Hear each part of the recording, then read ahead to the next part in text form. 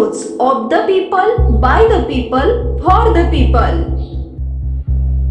सोलापूर जिल्ह्यातील सर्व प्राथमिक, माध्यमिक व उच्च माध्यमिक शाळेतील मुख्याध्यापक, शिक्षक व शिक्षकेतर कर्मचारी यांच्या वतीनं आज रोजी 4 पुतळा हुतात्मा चौक ते डॉक्टर बाबासाहेब आंबेडकर यांच्या पुतळ्यास वंदन करून मोर्चा पूनम गेट जिल्हा परिषद इथं प्रस्थान करण्यात आला.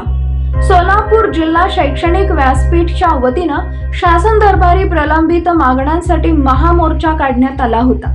या मोर्चामध्ये जिल्ह्यातील सर्व माध्यमच्या प्राथमिक, माध्यमिक व उच्च माध्यमिक शाळा बंद ठेवण्यात आल्या होत्या.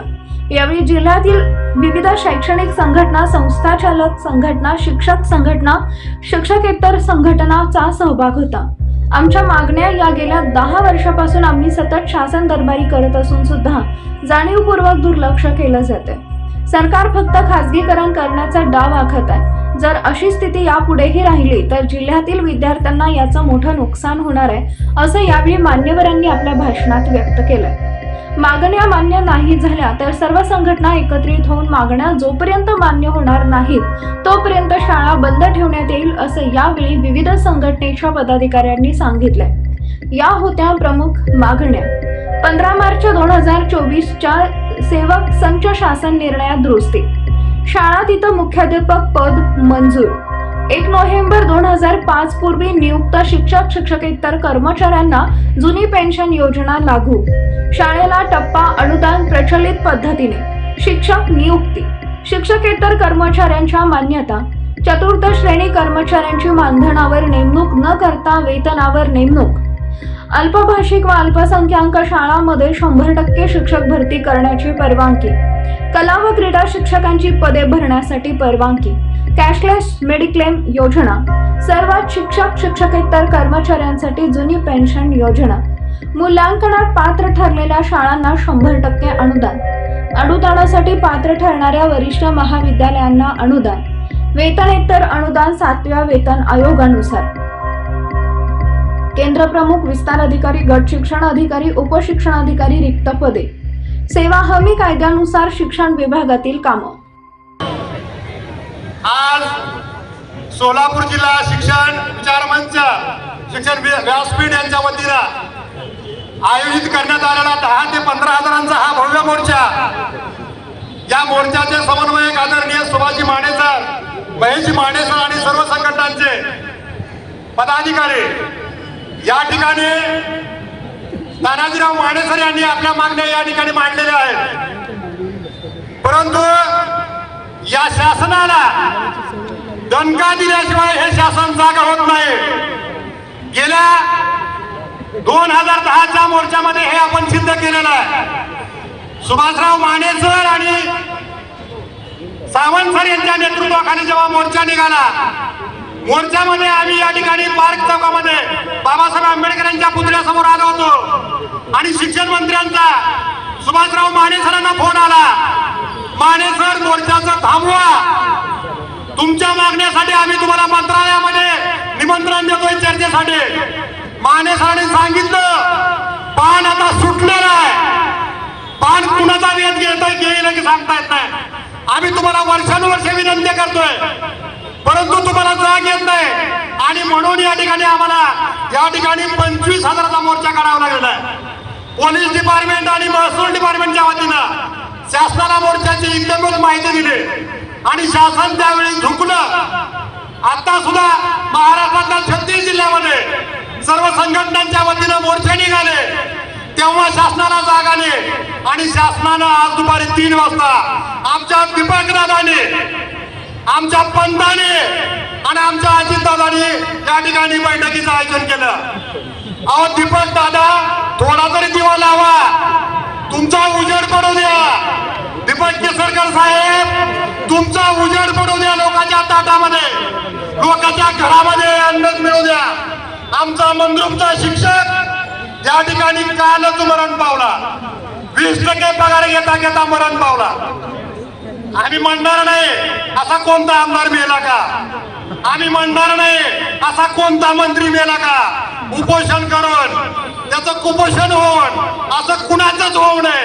कारण बाबासाहेबांच्या संविधानामुळे तुम्ही आमदार झालाय, तुम्ही मंत्री झालाय, परंतु आमच्यासाठी या ना. अहो पंत, तुमच्यातला देवेंद्र पंत जाऊ द्या आणि दामाजी पंत येऊ द्या. दामाजी पंतानं अख्खा मंगळवेढ्याचा कोटार ज्वारीचं कोटार जिल्ह्यासाठी दुष्काळामध्ये देऊन टाकलं. आमच्या देवेंद्र पंताला काहीच वाटत नाही. त्यांची स्वतःची इस्टेट वाढवायला बघतात. त्यांची स्वतःची इस्टेट सगळ्या लंबोदर सगळीकडे लंबोदर उदार या ठिकाणी होऊ देत. तुम्ही कितीही मोठे व्हा, आम्हाला त्याचं काय नाही, परंतु आमच्या ताटामध्ये वाढण्याचा बंद करा, प्रयत्न करा. अहो नाथ, तुम्ही एकनाथ आहात. कुठली वाडी वाहून गेली तुम्ही गेलात, तुमची संवेदना जागृत झाली.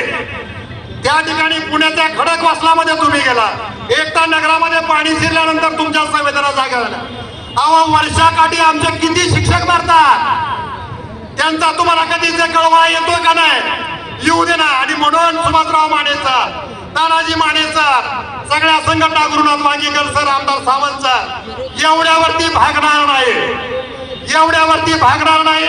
आमचे शिक्षक आणि आमच्या शिक्षक भगिनी, शिक्षकेतर कर्मचारी भगिनी सगळेजण आपल्या सगळ्यांच्या पाठीमागे या ठिकाणी खंबीरपणे ही माणसं उभं आहेत. आता मागाशीच आमच्या एका बांधवाने सांगितलं, वांगीकर सरांनी, लाडकी बहीण. अहो आमचे 20 वर्ष काम करणारी ही लाडकी बहीण, तिला तिकडचा बी अर्ज भरता येत नाही, लाडकी बहीण नोकरी आहे म्हणून, आणि इकडं बी पगार मिळत नाही. पुण्या तोंडानं कुण्या हातानं बोंबलायचं, कुठल्या हातानं बोंबलायचं?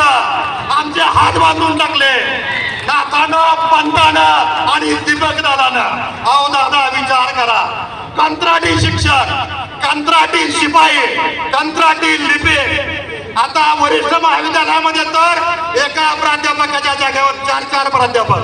CHP 1,500वरती काम, 2,000वरती. अरे तुम्हाला जर CHPच्या प्राध्यापकांनी शिकवलं असतं ना, तर तुम्ही गुरं राखल्याशिवाय राहिला नसता, तुम्हाला मंत्रालयाचं दार पण दिसलं नसतं. तानाजी माने सरांनी सांगितल्यासारखं वेतनेतर अनुदान सुद्धा सध्या मंजूर होत नाहीये. 2008 साली जे मार्चचं बिल होतं त्याच्यावर 4 ते 5% वेतनेतर अनुदान आज आपण घेतोय. ते काही शाळांना मिळतंय, काही शाळांना मिळत नाही. मग भौतिक सुविधा ह्या शाळेमध्ये निर्माण कशा करायच्या, ह्यासाठी आमच्या शिक्षक बंधूंचं हे विराट मोर्चा आहे.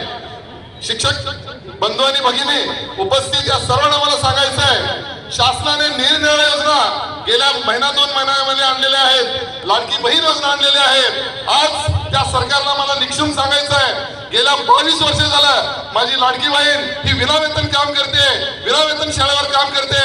त्या विनावेतन बहिणीला तुम्ही कधी वेतन देणार? 22 वर्ष झालं एक केवढा तिच्या खिशामध्ये नाही आहे, कुणी दिलेलं नाही. आज मला सरकारला मागणी आहे, तुम्ही खुशाल चालू करा लाडकी बहीण योजना. आमचं काही देणं घेणं नाही त्याच्याशी. फक्त या माझ्या 22 वर्ष काम करणाऱ्या लाडकी बहिणीला तिचं हक्काचं वेतन द्या, एवढंच मला इथं तुम्हाला सांगायचं आहे. आज माने सरांनी सांगितल्यासारखं एका शाळेमध्ये एकच कर्मचारी आहे. परवा बार्शी तालुक्याचा एक रिपोर्ट, एका रिपोर्टने काही दैनिकामध्ये आलेला होता. शाळेमध्ये एकही कर्मचारी नाही, एक शिक्षक आहे. तो शिक्षक शाळा चालवणार कसा? आणि तोही शिक्षक निरुत्तर होऊन तो मला समायोजन करा आणि शाळा बंद करा म्हणून पुढे आला. ही वेळ आपल्या शिक्षकावर आलेली आहे, याच्यासाठी हा मोर्चा आहे. म्हणून मला सरकारला, मला शासनाला इथं निक्षून सांगायचं आहे, आम्हा शिक्षकांच्या 2च मागण्या आहेत. ज्या वेतनाचे आहेत, ज्या माझ्या 25 वर्ष झाला टप्प्यावर शिक्षक बंधू भगिनी काम करतात, त्यांना त्यांचं हक्काचं वेतन द्या. आणि त्याचबरोबर 1 नोव्हेंबर 2005 नंतर शासनाने ही जी निवृत्ती वेतन योजना, नवीन योजना आणलेली आहे, या योजनेमध्ये सर्वांना समाविष्ट करून घ्या. नवीन योजना आम्हाला मान्य नाही, आम्हाला सगळ्यांना जुनी निवृत्ती वेतन योजना द्या. ह्या 2च मागण्या आमच्या शिक्षकाच्या प्रमुख मागण्या आहेत. बाकीच्या सगळ्या मागण्या ह्या शाळेच्या भौतिक सुविधे बाबतीत आहेत. अजून एक गोष्ट मला इथं सगळ्यांना निक्षून सांगायचंय, महाराष्ट्र शाळा कृती समितीचे प्रदेश सचिव माजी आमदार सन्मानित दत्तात्रय सावंत सर इथं आपल्या समोर उपस्थित राहणार होते. परंतु माने सरांनी सांगितल्यासारखं मुंबई मंत्रालयामध्ये आज 3 वाजता आपल्या सगळ्याच्या प्रश्नासाठी ते मंत्रालयामध्ये उपस्थित आहेत. आणि उद्या सकाळी 10 वाजता दिल्ली कोर्टामध्ये आपल्या पेन्शन विषयी केस आहे आणि त्याच्यासाठी ते दिल्लीला उपस्थित राहणार आहेत, म्हणून ते उपस्थित राहिलेले नाहीत. आणि या मोर्चासाठी, या सगळ्या मागण्यासाठी महाराष्ट्र राज्य शाळा कृती समिती म्हणून संपूर्णपणे आमचा पाठिंबा आहे. आणि उपस्थित सर्व शिक्षक बंधू भगिनींचं मी स्वागत करून थांबतो. एक घोषणा देतो, शिक्षक बंधू भगिनींनी ती जोर घोषणा द्यायचं आहे, शिक्षक समन्वयक. सीपाल न्यूज पाहण्यासाठी चॅनलला सबस्क्राईब करा व बेल आयकॉनला प्रेस करा.